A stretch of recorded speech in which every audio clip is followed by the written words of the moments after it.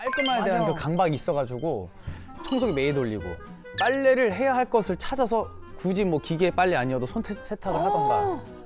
게다가 또 제가 또 코가 좀 예민해서 저는 냄새, 향 때문에 진짜 친구를 잃은 적 되게 많아요. 이렇게 하루 종일 밖에 있다면은 체취가 생기잖아 또 그런 거 있지 않은데 갑자기 그 냄새 하나 때문에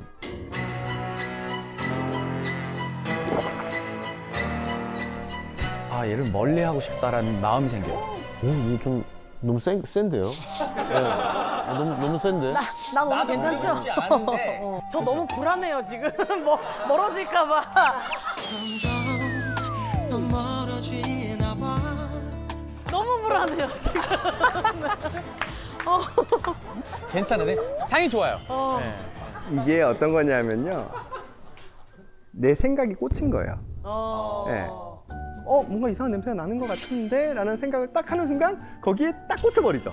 그러면 실제로 그런 냄새가 계속 나는 것 같아요. 뭔지 알겠다. 그래서 공황은 불안이 우리의 신체적인 증상에 영향을 미치는 거라면 강박은 불안이 생각에 영향을 미치는 거예요. 근데 이러한 강박증은 되게 엉뚱한 방향으로 튀어 올라오는 경우들도 있습니다. 예를 들어가지고 쓸데없는 물건을 과도하게 막 다 버리지 못하고 모으는 저장장애. 누구 집이야? 유나 집인가? 유나 집이야? 저 아는 너무 불안해요. 저희 집 아닌데. 근데 이런 저장장애를 가지고 있는 유명인이 또 한 명 있습니다. 바로 팝 아트의 선구자라고 하는 앤디 워홀. 저장장애로 유명해요. 그분은 동화책, 뭐 유명인의 신발, 편지, 사진, 신문 기사 등등을 버리지 못하고 다 가지고 있어야 돼요. 내가 이게 언제 쓰여질지 모르지만 언젠가는 필요할 거라는 생각 때문에 버리지를 못하는 거예요. 그러다 보면 집안이 엉망이 되겠죠. 그러니까 그거를 주기적으로 한번 타임캡슐이라는 거에 담아요. 그래서 거기다가 다 저장해가지고는 보관을 따로 해놓는 거예요. 거의 돌아가실 때쯤 돼서 한 600개 정도의 타임캡슐이 있었대요. 근데 앤디 워홀 같은 경우에는 다만 본인의 그 작품 세계의 저장 강박을 예술적인 영역으로 승화시켰다라고도 볼 수 있죠. 그 밖에도 또 좀 독특한 강박증을 본다면 우리 몸에 뭔가 흠이 있을 것 같다라는 생각에 신체 이형장애라는 게 있어요. 대표적인 게 이런 거예요.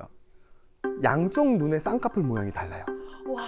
여기에 집착하는 사람도 있어요. 저 그래요. 저 오늘도 있어 아무도 모르는데 오늘 이쪽 쌍꺼풀이 살짝 아웃라인이 1mm가 뭐가 높아요. 진짜? 그래서 저는 하루 종일 오늘 나 오늘 이상하지. 이거를 주변 사람들한테 되게 많이 물어봤어요. 진짜? 저 눈 나는 이상하잖아. 예쁜데? 나 눈이 예뻐. 여기 이상하지. 예뻐. 그쵸. 근데 사실 우리의 얼굴이 좌우가 똑같을 수가 없어요. 불가능해요. 근데 이제 나한테는 그게 정말 중요하다고 꽂혀 있는 거죠. 다른 사람들은 신경 안 쓰지만. 그 밖에 또 있다면 이런 거죠. 발모장애, 그리고 피부 뜯기 장애. 이 눈썹이나 머리를 계속 뜯는 거고, 얼굴에 있는 조그만 상처가 있으면 그 가피라 그러죠. 그 딱지를 계속 뜯는 거예요.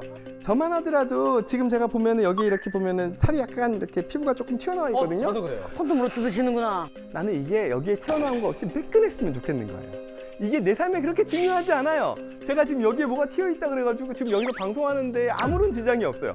아니 선생님도 그러신다고 하니까 너무 반갑네요. 나만 그런 게 아니구나 싶어서. 영화 어벤져스에서 아이언맨 토니 스타크의 실제 모델이라고 알려져 있죠. 억만장자이자 미국 항공산업의 개척자라고 알려진 영화 제작자 하워드 휴즈. 엄청 잘생겼죠. 멋있는데요? 배우가 엄청 주는. 잘생겼죠. 멋있다. 조각 같은 외모에 키는 193cm고요. 물려받은 재산이 이미 어마무시해요. 거기다가 영화, 항공, 호텔 등 하는 사람마다 다 잘 돼서 20대 때 이미 억만장자의 이야. 기업에 들어섰죠. 근데 이분은 어마무시하게 심한 결벽증을 가지고 계셨어요. 악수를 하면 그 악수한 손을 정말 상처가 날 정도로 팍팍 닦아야 돼요. 네. 그리고 화장실에 가서 손을 씻고 이제 밖에 나가야 돼요. 티슈나 수건이 없어요. 그러면은 그 누군가가 화장실에 들어올 때까지 기다려야 돼요. 말년에는 정말 물건을 손으로 못 집어서 티슈를 정말 끼고 살았다고 할 정도예요. 네. 그리고 이분이 3번가량의 큰 비행기 사고를 당했고요. 한 번은 정말 몸의 한 3분의 2 정도의 화상을 입어요. 그러다 보니까 피부 감각 자체가 다른 사람들보다 훨씬 더 민감해져 버렸죠. 거기다가 오염에 대한 강박도 같이 있다 보니까 말년에는 거의 나체로 생활을 했다라고 알려져 있어요. 이유가 있었구나. 돌아가실 때는 이제 결벽증과 그 어떻게 보면 신체 통증 이런 것들이 심해지면서 마약성 진통제 중독이 심한 상태로 사회적으로 정말 고립된 채로 세상을 떠나게 됩니다. 정말 억만장자 중에서 강박증이 있었다면 이번에는 진짜 천재 중에서 강박증 환자분이 있으세요. 아인슈타인 박사와 정말 막역한 관계로 알려진 천재 논리학자이자 수학자인 쿠르트 괴델이라는 독일계 논리학자인데요. 이분은 본인이 젊었을 때 가까운 친구인 철학자가 대학에서 수업을 하러 가는 도중에 제자가 쏜 총에 맞아서 죽게 돼요.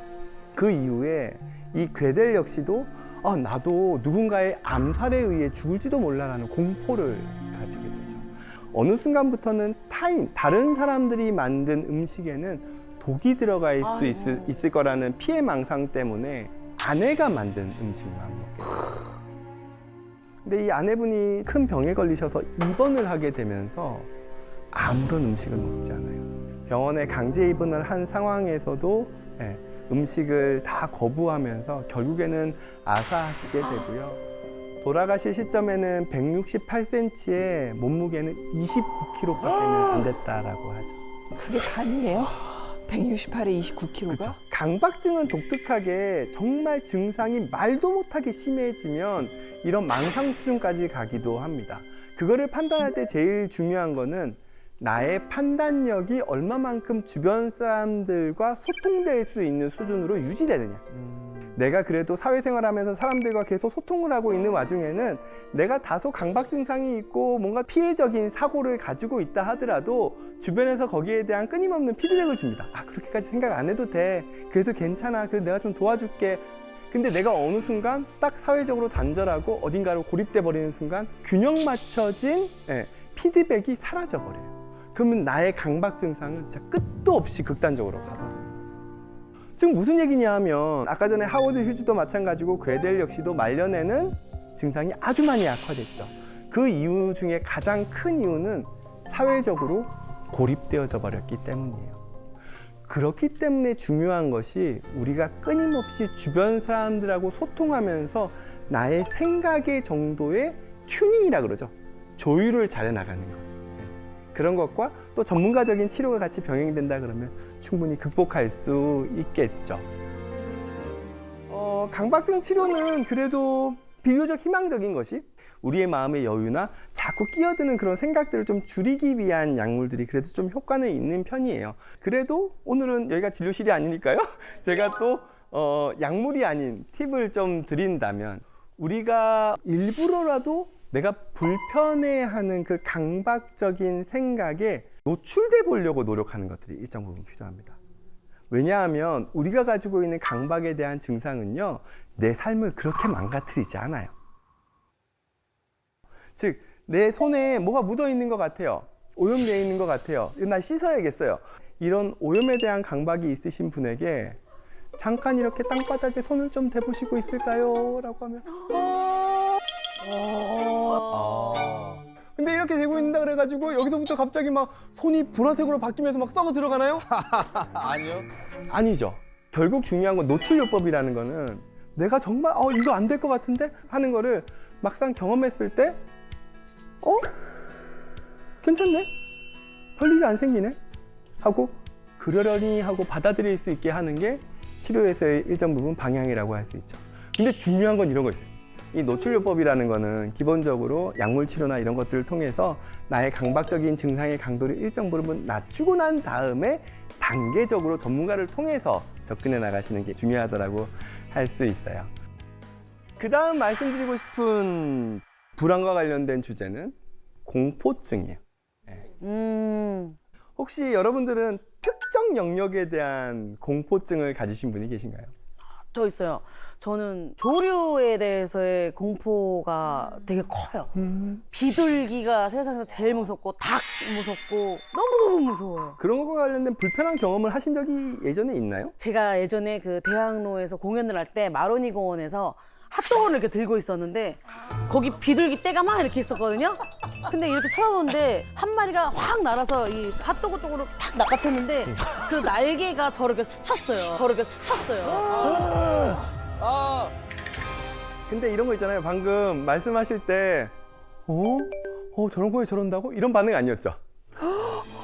비둘기는 진짜 무서워요. 다 공감하잖아요, 지금. 네, 비둘기 무서워. 지금 이거는 일정 부분 그 공포증이 사회적으로 이해 가능한 영역. 이거는 시대별로 달라요. 선생님, 저는 제 이야기는 아니고 제가 아는 친구, 되게 친한 동생 이야기인데 되게 싼 차를, 중고차를 한 대 구입을 했어요. 몇십만 원짜리였을 거예요. 소형차. 정말 키로수 오래된 거. 그러고 돌아오는 길에 강변북로를 이렇게 타는데 뒤에 있는 동생이 이제 우리 차 앞으로 저기 같이 지나가는 거는 뭐야? 짐승이야? 그러고 봤는데 바퀴가 빠져가지고 이렇게 차랑 같이 가고 있는 거예요. 내 차에서 빠진 거예요? 네, 그 차에서 바퀴인데 형 뒷바퀴가 없어.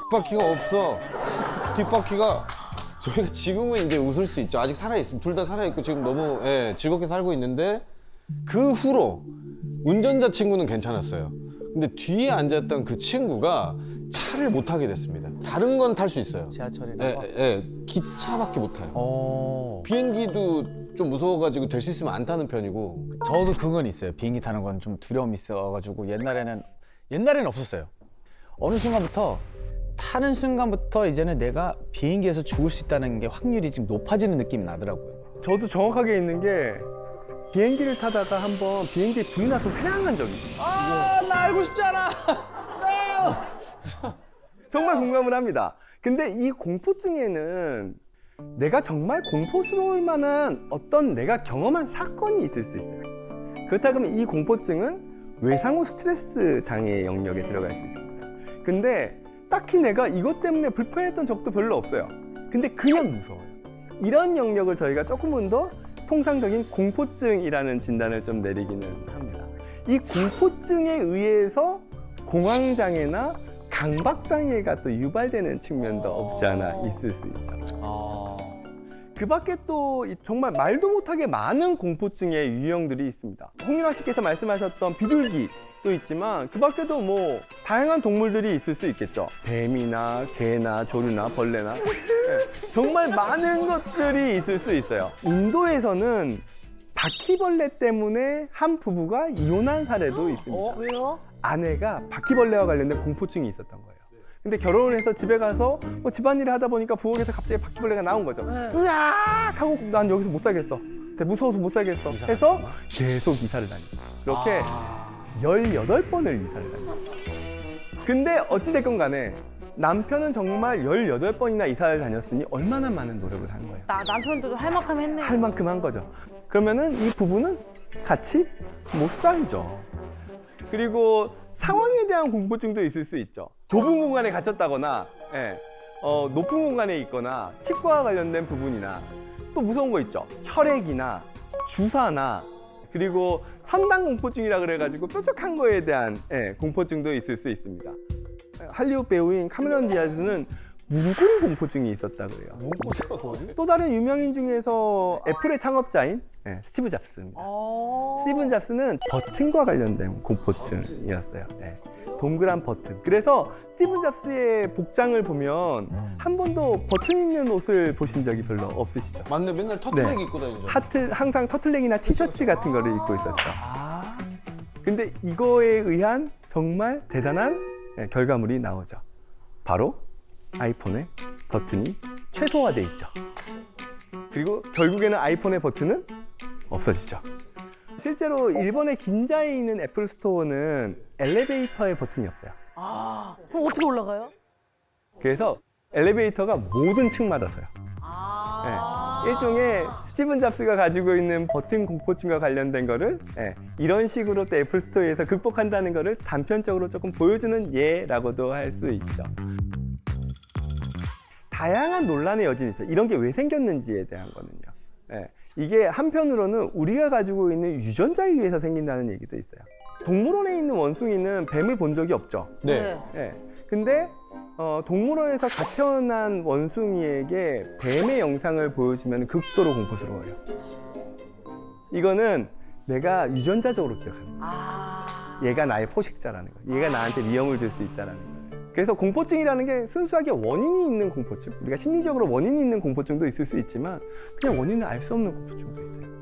근데 여기서 중요한 건 이거예요. 제가 만약에 신발과 관련된 공포증이 있어요. 그럼 저는 일상생활 못 하겠죠. 그렇죠. 고소공포증은 내가 그 고소공포증을 피하면 돼요. 일상생활 하는데 지장 없어요. 그렇게 우리가 일상생활에 지장이 없을 정도의 공포증이라면 그거는 우리에게 병이라고 생각 안 해요. 그래서 제가 방금 말씀드렸던 영역에서 아까 전에 강박장애, 공황장애는 장애라는 병을 붙였죠. 하지만 제가 공포장애라고 표현하진 않았죠. 네. 증상. 공포증은 그냥 증상이에요. 그게 우리 일상생활에 지장이 없다 그러면 치료 굳이 필요 없어요. 하지만 내가 일상생활에 정말 지장이 있는 공포증이라면 그거는 치료를 받으시는 게 나의 삶을 위해서 도움이 되실 수 있겠죠.